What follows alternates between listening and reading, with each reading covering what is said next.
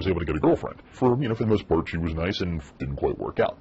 I had, blamed myself. I'd simultaneously blamed her, and I couldn't get any guidance from my friends or my family about this. And I Googled, how do I get my girlfriend back? I was just, that distraught. He was a regular guy with some relationship issues, but he entered a place, a frame of mind. He rejected what he was told about society. A lot of, cults, they look for people who are in transitional periods of their lives. As soon as they see their vulnerability, they take it. A search for dating advice can spiral into political radicalization. Was it just that you felt lonely or misunderstood? Combination of both. That was essentially like my gateway drug into the whole concept that feminism was my enemy. So what happened to him? Our world has become a chat room. I think in many ways we have become our avatars. We have become offline the people that we are online. The definition of truth is shifting. The internet is a gateway that allows us to choose which reality we want to live in. It was a sense of community, a sense of, brotherhood. It fed into that loathing, that hate, and that anger, and that depression and frustration. Internet means break through the screen. They draw people in with irreverence and irony. And a lot of people will start being ironically racist before they start being really racist. This is a story of two realities. You take the blue pill, the story ends. You wake up in your bed and believe whatever you want to. You take the red pill, you stay in Wonderland, and I show you how deep the rabbit hole goes. Let's go down the rabbit hole. Blue pill or red pill? It's a question made famous in the 90s movie, The Matrix, and it's never been more relevant. What does it mean to swallow the red pill? You pretty much accept this quote-unquote truth. That point of view was that women are having too much power. Now the phrase has been co-opted by communities online. To swallow the red pill is to accept that everything you've been told about society, about gender, race, politics, is a lie. You hear that term used in a lot of different communities on the far right, and basically it means being awakened to the truth of the way that reality really is. It's actually men who are at a disadvantage, and they need to do whatever is in their control to put the women back in their place. Becca Lewis is a researcher at Data and Society. She's been studying these forums for years. Before taking the red pill became political, it was actually just about picking up women. You'll find people gravitating to communities like the pickup artist community, where young men can get advice on how to attract young women. They're really feeling lost and looking for advice or guidance or community. I met up with a man who you could call an ex-red pillar. He's out of the community now, but he asked us to keep his identity a secret. Let's call him Josh. As soon as I started to continuously not do so well with women, instead of thinking that it was me, I started to, in a way, blame them. That's when I first entered the world of the pickup artists. He found them in online communities where men talked strategy, how to seduce women. They're coined red pill forums. They were kind of speaking to a need that I felt was really not met at certain points in my life. In these forums, hitting on women turns into a game. The premise: sex is ultimately about power and taking back control. Which is a reactionary movement to the feminist movement. That reaction is that there is a group of rebellious women who are just angry at men. They do recognize that women have rights, but only in as much as these are rights that men have given you.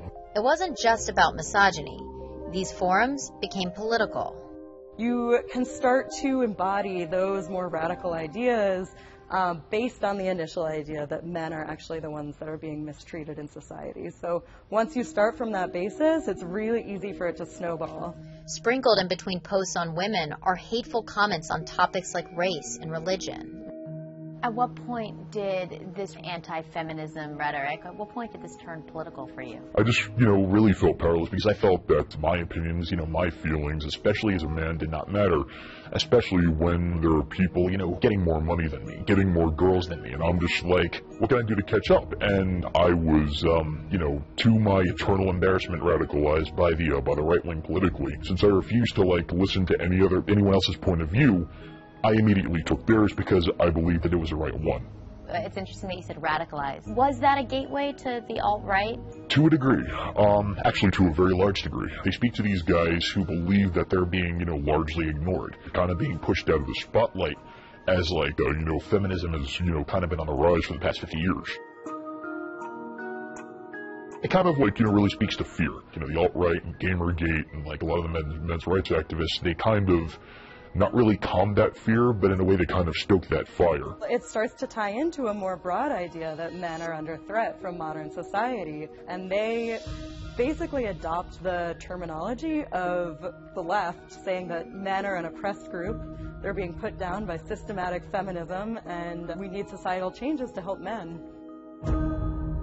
So how does a guy like Josh end up joining the men's rights movement, becoming a part of these so-called red pill forums, when he was just looking for a girlfriend?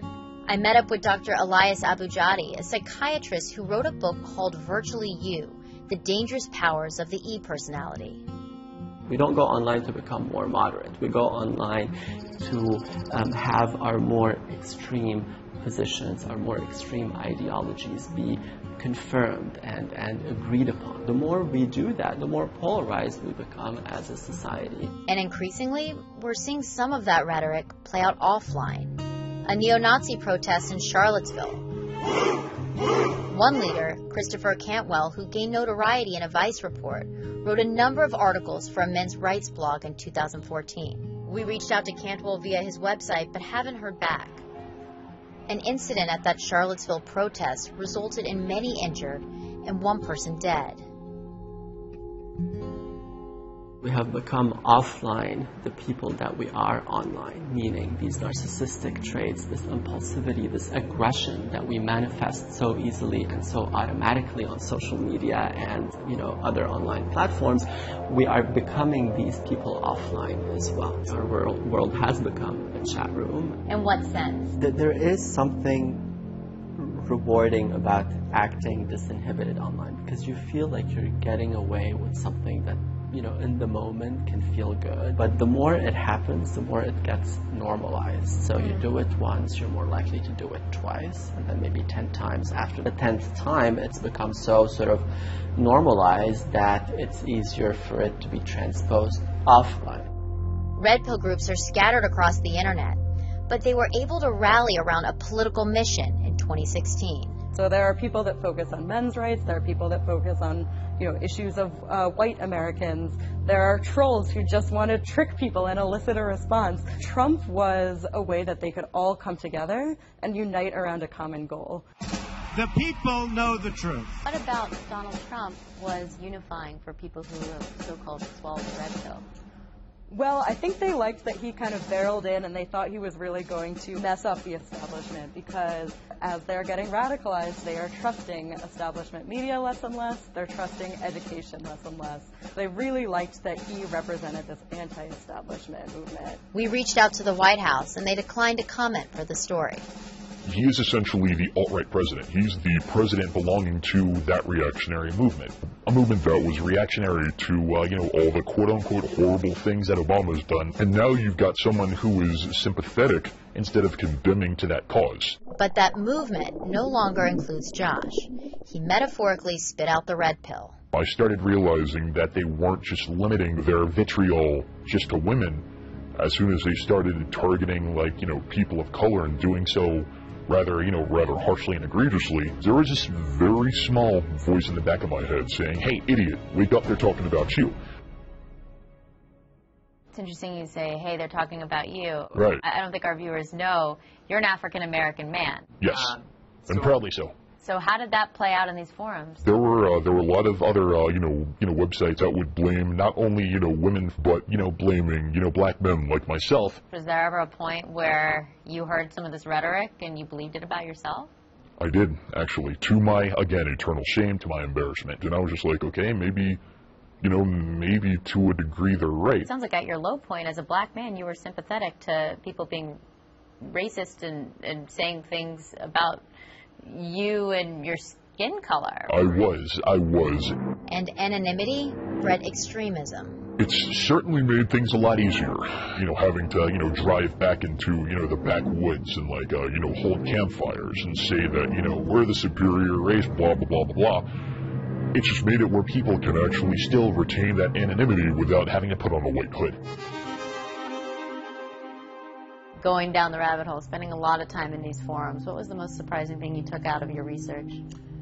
The empathy that I ended up feeling for the men at the very beginning of getting red pills, because they are frustrated, they're often lonely, they're scared, and they're trying to find their way in the world as well. But these movements are taking them in a fundamentally dangerous direction. It's such a fascinating thing to say that you felt empathy for these people, because I think it's so easy, even as women, right, to kind of shake your head and think, really? They start interacting with other people in this community, and if these people have already given them advice that they trust on dating and on women, then they're going to be more willing to listen to them on issues of race and sexuality.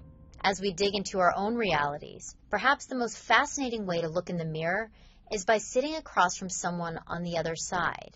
I guess part of me sitting across someone who spent so many years angry at women, just because I want to do great in my career, I want to do these great things, that doesn't mean that you don't have to have that for you. I understand that now. But the problem is that that a lot of these guys believe the propaganda that if women take over, men are going to be slaves. That's not it. I've learned that. How are you doing now? You okay? Well, I've still got a long way to go. There's still a lot more of deprogramming, I guess you could say. We used to program the internet. Now the question, is it programming us? Remember, all I'm offering is the truth, nothing more.